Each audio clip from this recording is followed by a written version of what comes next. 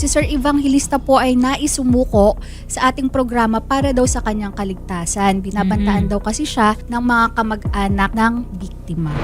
Ang kaso sa iyo ay attempted rape. Itong warrant of arrest ay na-issue 2024 pa. Pero hindi kasi nag-expire ang warrant of arrest eh.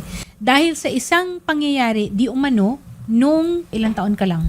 17. Ilang taon ka na ngayon? 21 po. Nalaman mo ba na kinasuhan ka nung panahon na yon? Opo, kasi po, hinuli po nila ako nun. Doon po nila ako hinuli sa kuprasan po. Tapos nung pinusasan po ako sinuntok po ako nung kapatid. Sino humuli sa'yo? Yung mga polis po ng bayan, Binavista. Sa Quezon? Opo. Okay. Kinulong po ako saglit lang po, maghapon po. Kinuhaan po nila ako ng salaysay. Pero napakawalan ka? Opo, nung hapon. Doon po kami, kasama ako, doon po kami pinatira sa kapitan. Bali po, ang may hawak ng ay DSWD. Kasi 17 years Opo. old lang siya noon. Pero apparently, hindi natuloy yung kaso. Nag-hearing pa po kami nun sa Okay. Katanawan po. Nakailang hearing po. Tapos yung pang last po ay sa taas po. Na-suspend po. Sir, familiar po ba kayo dito sa kaso ni Evangelista Junior Dapusan Lonasco? Yes po, ma'am. Bali, yung nadating ko po dito, may nakita po kasi ako yung sa kanyang warrant of arrest. Yan po yung suspect. Palagay ko, hindi kaya ang warrant of arrest ay in-issue dahil hindi na siya nagpapakita doon sa subsequent hearings? Kasi nagkaroon na daw ng hearing eh. Possible, ma'am. Possible po. Nagkaroon na pala ng hearing. So, ibig sabihin, binigyan na ng pagkakataon na nailagay ka ba? Na question ka ba? Hindi pa. Hindi pa po. So, alam mo na natuloy-tuloy dapat yung hearing. Opo. Pero hindi ka na nakapagpatuloy na mag-attend. Opo, kasi Saan ka napunta? umalis na po ako kasi po may nagbabanta po sa buhay ko po. In other words, nagtago ka. Opo. Nakapag-bail ba kayo? Wala po.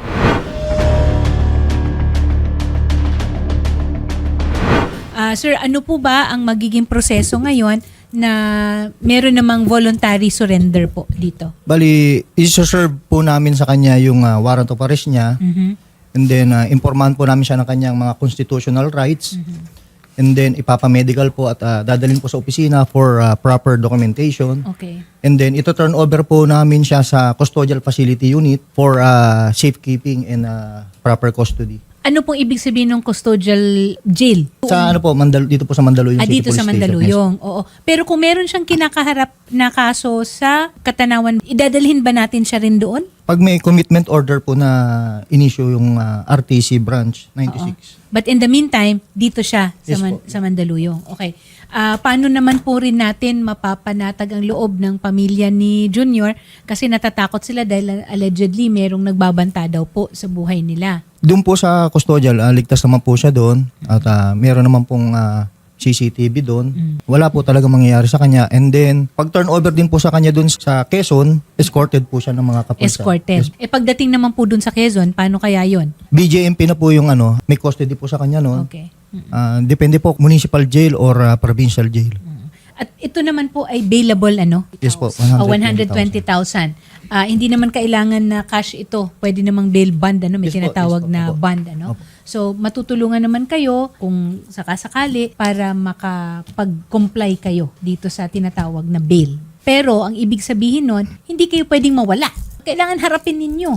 May abogado kayo. Wala po. Okay, so kailangan natin sa PAW. Yes po, sa PAW po. Oo, so i-arrange naman rin ng Wanted sa radyo yan na meron kayong public attorney's office na representative o magiging abogado ninyo. Pero wag kang mag-alala kasi yun nga, kaya natin tinatanong sa ating kapulisan para mapanatang ang loob ninyo. Yung mga tungkol sa nagbabanta sa kanya, pwede ba niyang idulog rin sa inyo yun? Pwede rin naman po, i-investigahan po ito ng mga kapulisan at pwede rin po siya mag-file. Tay, meron po kayong gustong sabihin? Yun po, sa mga pulis na po ang kaso niyan, kaya hindi na po ako makakapag-desist niyan. May aligasyon rin po kasi na may mga pagbabanta na natatanggap itong akusado. May alam po ba kayo tungkol dyan, Tay? Baka mga kamag-anak ninyo, may galit, ganun? Wala naman po, at yan po nga sa pulis na namin wala ang problema. Siguro po, mas maganda kung magtulungan tayo kasi wala namang kahihinatnan kung puro pananakot o ang umiral. Hindi natin matutuntun yung katotohanan. Ang sa atin naman, ang hinahanap natin is ano ba ang katotohanan. Ma'am, yan man po ay walang pagbabanta kaming at yan po nga ay naghihiring sa katanawan, yan po ay nawala na ito. Hahayaan natin ang proseso ng kaso na magpatuloy at magkaroon rin ng pagkakataon na yung akusado naman ay mabigyan ng pagkakataon na ilahad naman ang kanyang panig. Sir Evangelista, kaya po nandito rin ang ating mga kapulisan mula po sa Mandaluyong City Police Station ay para i-make sure na kayo po ay ligtas at walang anything na mangyayari sa inyong masama. At yan po naman ang laging sinasabi at pinapangako na Senator Raffy, lalo na dun sa mga sumusuko sa kanyang programa. Kayo po ay inaaresto namin sa bisa ng warrant of arrest na inisyu ni Julius Francis R. Galvez ng Branch 96 ng Katanawan Quezon, RTC. Sa kaso ng attempted rape, ikaw ay may karapatang manahimik o magsawalang kibo. Ano man yung sasabihin ay maaaring gamitin laban o pabor sa iyo sa anumang hukuman dito sa Pilipinas. Ikaw may karapatang kumuha ng sarili mong abogado na iyong pinili. Kung wala kang kakayahan, ito ay pagkakalob sa iyo ng gobyerno. Naintindihan mo ba ang karapatan?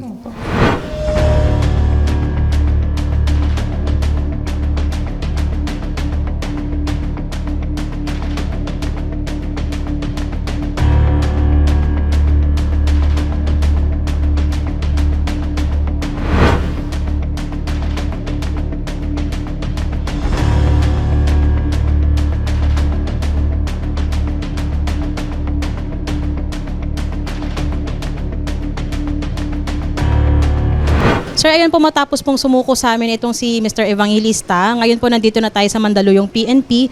Ano po yung mga susunod na proseso? I-mugshot po natin siya, tapos after ng mugshot, papamedical, and then ito turn over po siya sa custodial facility unit natin for temporary custody. And then hihintayin po natin yung commitment order from the court para po malaman natin kung saan po siya ita-transfer ng custody. Dito sa Mandaluyong, hindi pa po pala agad na ita-turn over sa Buena Vista bilang doon po nag-originate yung kaso niya?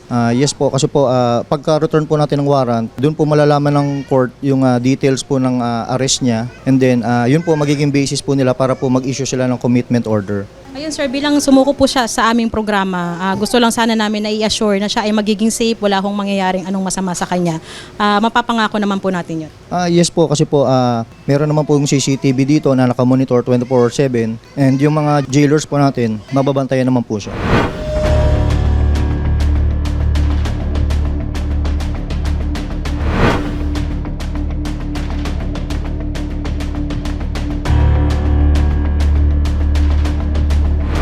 Napakabigat po ng nararamdaman ko kasi po mawawalay po ako sa mga anak ko po.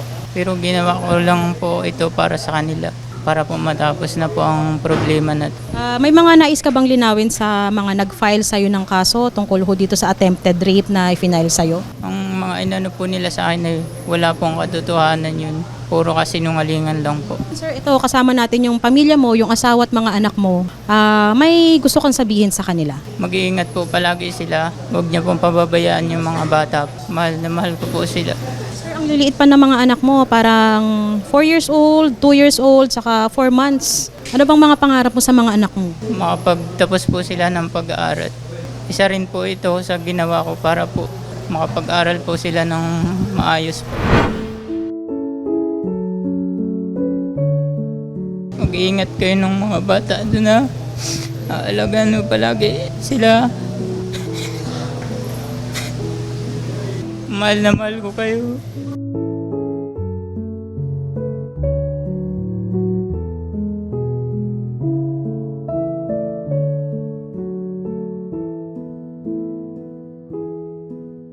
Mag-iingat kayo doon ha.